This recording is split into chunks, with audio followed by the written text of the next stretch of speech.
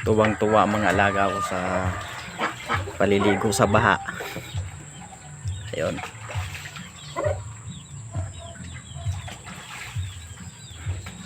Kaya pala nababasa ang sinampay ko dyan. Kayo pala ang salarin. Ayan o. Tilapsik ng tilapsik sa sinampay ko.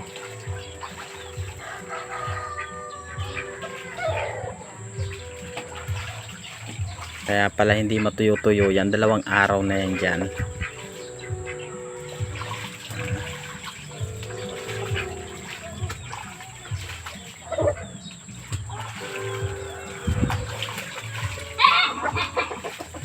Mamaya niyan puputin nyo na.